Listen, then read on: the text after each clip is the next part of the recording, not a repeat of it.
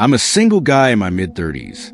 This happened a few years ago during a somewhat depressing period in my life. I had just broken up with my girlfriend of 5 years, the woman I thought I'd marry one day and start a family with. It's safe to say I was pretty lost at the time. I can't lie. The psychological damage of that breakup was severe. I spent entire weeks sulking and forgetting to take care of myself. I'd wake up, talk to no one, go to work, talk to no one, then come home and spend the rest of the day in bed. The weekends were even worse. I'd forget to eat and wouldn't leave the house. I'd binge watch movie after mind-numbing movie, barely registering what I was watching half the time. But enough with the sob story. I'm much better now, though I still often wonder what life might have been if things had turned out differently. Anyway, it was a Saturday night. I was slumped on the couch, barely moving except to hit play on another random flick. I couldn't even tell you the title. Just another forgettable action movie. For context, I was in my bedroom on the second floor of my house. I keep a couch and TV up there, so I never binge elsewhere. At one point I glanced at my phone. It was just after 9 p.m. I remember because my mom had called me 4 times already that day. I didn't want to pick up, so I let it ring. I knew she meant well, but I couldn't bring myself to answer. I didn't want the usual "have you eaten?" or "go outside for once," nagging. Eventually, I lost interest in the movie and backed out to menu. I scrolled through and picked a random horror title I'd never heard of, one of those grainy thumbnails that promised cheap scares. I figured I'd half watch it until I fell asleep.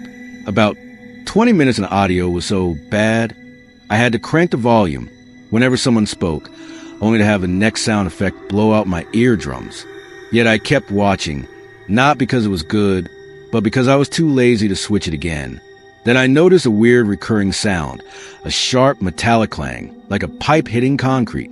It didn't match any on-screen action or setting, and it popped up every minute or so at the exact same loudness and pitch. It felt like an accidental loop. That ridiculous audio made the movie harder to turn off. I was halfway through and too invested in trashing it mentally. Finally, I paused to use the bathroom, and when I returned, I hovered over play.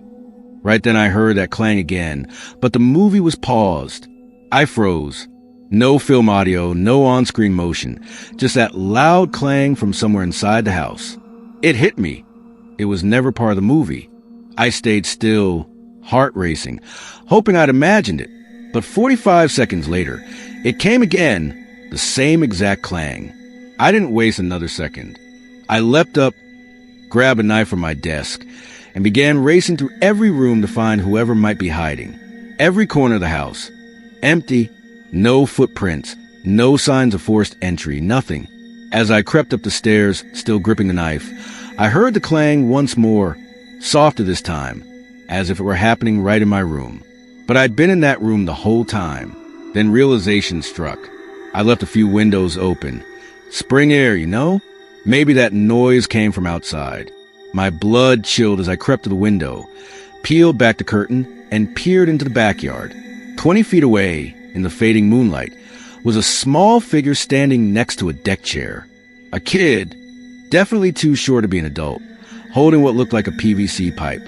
The shape explained the clang, and he must have seen me, because the moment I peered out, he swung that pipe at the chair. I stepped back in horror. What was that child doing alone in my yard at midnight? Lost? Wandering?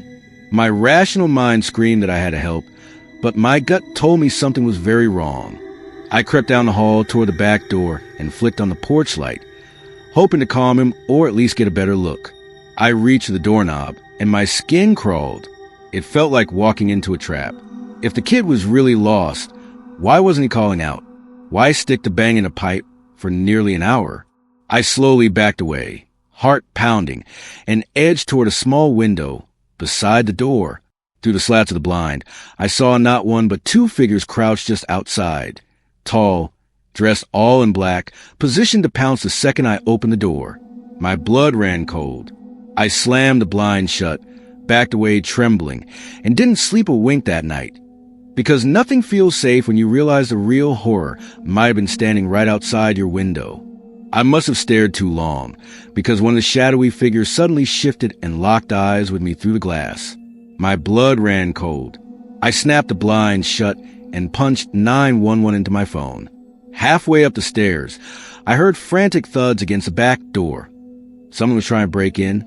Panic seized me as I bolted into the upstairs bathroom and slammed the door, twisting the deadbolt. My chest felt like it would explode. Every breath was a struggle. Then came a crashing sound from below, followed by heavy footsteps circling the first floor. They were inside my house. I heard booted feet ascending the staircase. Frozen, I pressed my ear against the wall as they creaked toward the hallway. Then the bathroom doorknob rattled, just enough to show they were testing it. A loud bang echoed like they were about to kick it in. Terror crawled through me. I screamed that the police were on their way. An intruder bolted back down the hall. Moments later, I heard a door slam and then silence. Sirens followed not long after, pulling into my driveway.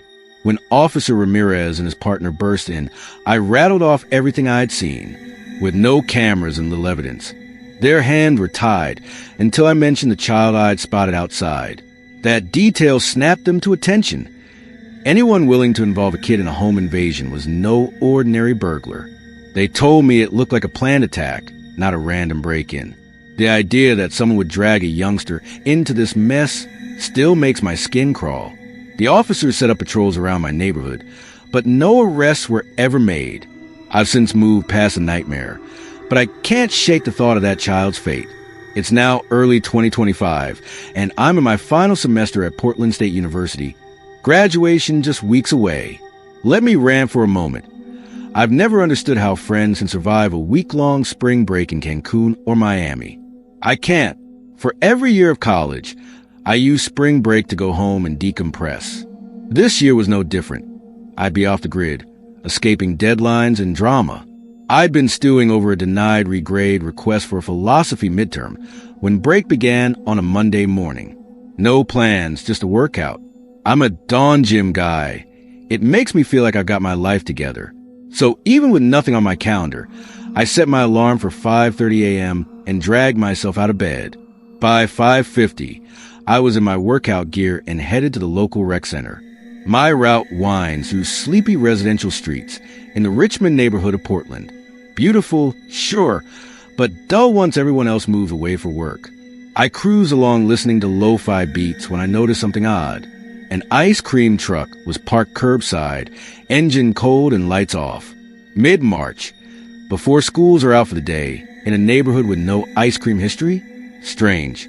I slowed to peer through its driver's window. Empty. I shrugged it off and turned onto 28th Avenue, but curiosity nagged me. On my way home, I passed the same truck parked in front of Mrs. Alvarez's house. Engine still off, driver's seat vacant. By then I'd slowed so much I practically stalled. I thought someone would have reported it. Portlanders are quick to dial 311 if a car overstays, but no alerts. Instead of heading inside, I looped the block to stare again. This time I caught movement. A gaunt man with a hawkish nose and stubbled beard glanced back at me through the windshield. He locked eyes with me for a heartbeat. My gut flipped. I didn't wait. I drove straight home. Back in my kitchen, I tried to shake it off. Hours later, I walked the mailbox at the foot of my driveway when I glanced down the street and nearly froze. There was the ice cream truck again, this time parked 3 houses away. My pulse thundered. I froze in the road, wondering how it had moved so quickly. I grabbed the mail and limped back inside without looking back. Upstairs, I retreated to the spare bedroom with a view of my street and slid the curtain aside. Sure enough, the truck sat menacingly under a street lamp. I watched for ages. Nothing happened. My heart sank. I had homework, but I couldn't focus. Every 30 minutes, I'd glance up, convinced the truck or its driver would have vanished. Eventually, I tore myself away. But that sight haunts me. There's no logical reason for an ice cream truck to trail me at dawn, and no hint of who was inside. That lingering question, why me, still keeps me on edge. My name's Ethan, I'm 32, and I live in Salem, Oregon. About 9 months ago, something happened that I still can't shake. Every time I peeked out the guest room window, the pastel ice cream truck was still there, but parked somewhere new, as if the driver was cruising my block on purpose. I debated calling the police, but what could I even say? No crime had occurred yet. Curiosity won. I raided my older brother's room for his binoculars and returned to the window. Through the glass, I spotted him. That same gaunt man from earlier, only now he wasn't idling behind the wheel. He was gazing back at me through his own binoculars. As soon as our eyes met, he dropped them, turned the key, and roared off into the dawn. My skin crawled. He'd been spying on me for hours, probably since he'd followed me home. That was it. I finally called 911. I explained that a lone ice cream truck had been circling my neighborhood all morning, that I'd seen the driver peering at my house, and that he fled the moment I looked back. The dispatcher promised to send a patrol car to keep an eye out. Ice cream trucks are hard to miss, after all. Then she hung up. When my parents returned later that morning, I told them everything. They were sympathetic, but told me not to lose sleep over it.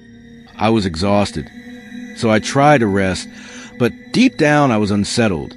At 3 a.m., I jolted awake to a faint jingle, the unmistakable ice cream chorus drifting through my window.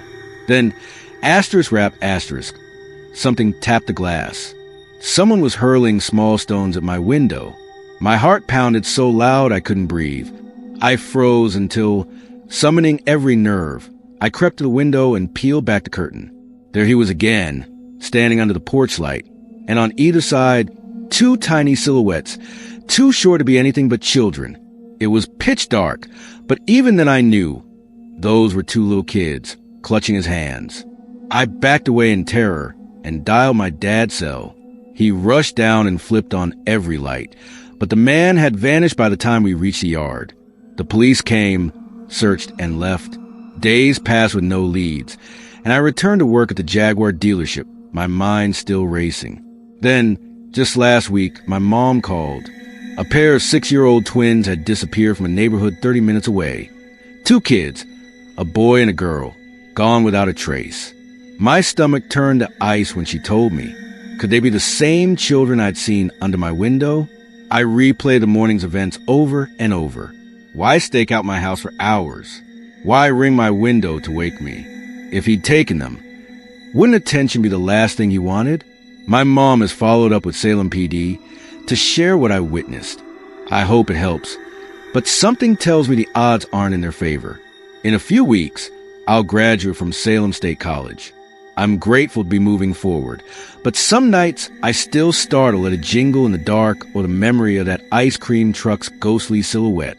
Whoever that man was, and whatever he did with those children, I pray they can find the truth soon. My name is Travis, I'm 35, and I live in Savannah, Georgia. Looking back, I'm not sure how I convinced myself it made sense, but it was the only explanation that didn't spiral into something far worse. Why was the caller's number always unknown instead of the one my client used earlier? I still don't know. The very next morning, I forced myself to call back that mystery number, just for peace of mind. A friendly voice picked up immediately. The same consultant I'd spoken with the day before. He had no idea what I was talking about when I mentioned the late-night call full of static. I apologized for the mix-up and hung up. I wanted to believe him, and for the rest of that day, I almost did. That night, though, just as the clock passed 10 p.m., my phone buzzed again with another unknown caller. I answered right away, an impulsive decision I'd soon regret. The line crackled with static. Then my own voice, replaying a completely different client conversation from earlier that afternoon. New client, new details, but the same garbled, one-sided recording of me talking. I slammed the phone down. This time it felt personal, intentional. Worse, the other party's voice never appeared. Just me, over and over. Someone had been listening in, recording my calls without my knowledge. Over the next 7 nights, the pattern repeated itself. Each evening at roughly the same hour, my phone rang with yet another distorted excerpt of the day's work call.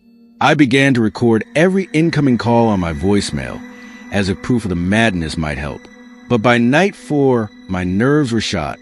I couldn't concentrate at home or at work. I'd peer out my front window, convinced I'd see a figure watching me from the street. I triple-locked my doors, left every light blazing. At one point, I even shoved a chair against my bedroom door. Every ring of the phone sent me running outside to my car, where I'd answer from the driver's seat, so I could see all around me. It sounds irrational, but I was terrified I was being stalked. On a whim, I reported it to Savannah PD. The officer was courteous but skeptical. He said they could trace the numbers, but without threats or direct harassment, they had limited recourse. I left the station feeling dismissed and more alone than ever. Then, just as quickly as it had begun, the call stopped. I should breathe a sigh of relief, but the sudden silence sent me deeper into paranoia. I worried I'd done something wrong, that I'd somehow provoked them. My sister Clara, who lives in Atlanta and manages her own struggles with bipolar disorder, warned me I was slipping into a dangerous headspace. I blamed myself. Was I destined to share her fate? Desperate for a clean slate, I got a new phone number and reconnected with my clients from scratch. 4 days later, exactly at 11 p.m., my phone rang again, despite my new number. This time I stayed calm. I cleared my throat and offered, "Look, I don't know who you are or what you want, but if it's money I'll pay. Just leave me alone." I rattled off my address and agreed to meet. For the first time, there was a real voice on the line, modulated, flat, metallic. He spoke 2 words, 11 sharp, then hung up. It was the most irrational thing I've ever done, volunteer my home address, but my mind was a storm. I loaded the handgun I kept locked in my desk drawer, sat at the kitchen table, and waited. Each tick of the clock felt like a countdown to catastrophe. By midnight, I was bouncing between dread and adrenaline. I pictured every worst-case scenario, an ambush, a kidnapping, worse. I gripped the gun so tightly my knuckles whitened. 11 came and went. No knock, no shattering window. I slept huddled in a corner, gun in hand. The worst night of my life. After that, the calls never returned. Yet the damage had been done. I needed months of therapy and weeks off work to piece myself back together. I still shudder remembering how close I came to total breakdown. Or worse, I've moved out of that apartment and even changed jobs, but the questions linger. Who recorded my private conversations? Why target me? Why stop? I may never know.